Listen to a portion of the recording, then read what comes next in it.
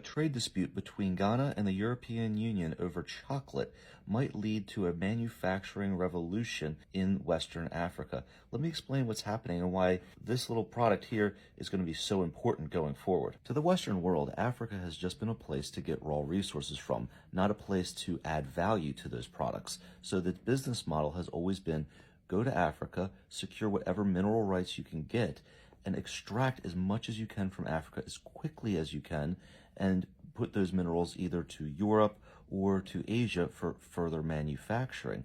But they got a little bit greedy this time, and they may have pushed the Africans too far. So here's the backstory. Ghana, along with Cote d'Ivoire, produces over 2/3 of the world's supply of raw cocoa, and 80% of that raw cocoa is purchased by the European Union, where they manufacture it and turn it into chocolate, which is then sold throughout the world. It's a $100 billion industry, of which Ghana only gets about 6%, which Ghana was okay with until the European Union started to threaten them with sanctions if they did not become more environmentally friendly.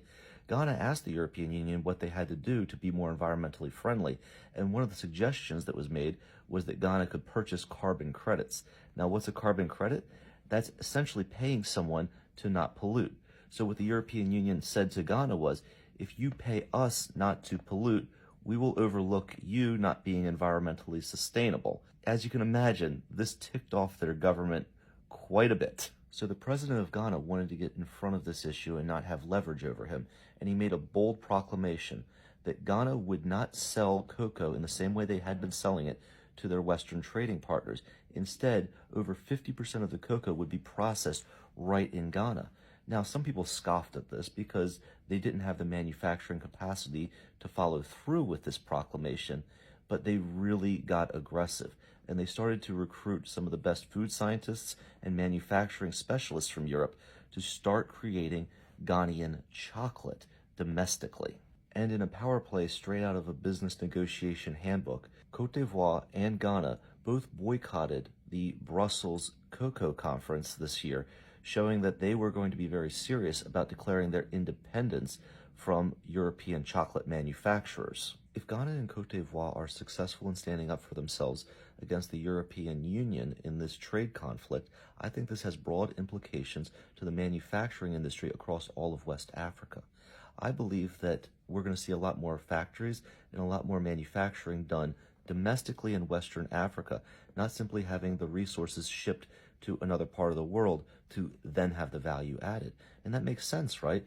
Why would you ship your timber, your cocoa, or any of your resources overseas when you can create a lot more jobs and make a lot more money creating it right in your own backyard? That's why I'm telling my clients to change their mindset on West Africa.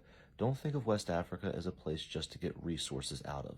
Think about this as one of the greatest emerging manufacturing markets that's in the world today. Imagine you could have been in China in 1980 setting up their manufacturing, or Southeast Asia in 1990 setting up their manufacturing. That's the kind of opportunities that you have if you have the correct mindset. I think that this trade dispute with the European Union may have provided the right motivation for West Africans, particularly those from Ghana, to go all in with their own manufacturing. But what do you guys think? Do you think West Africa is going to fully embrace manufacturing their own products and adding value domestically?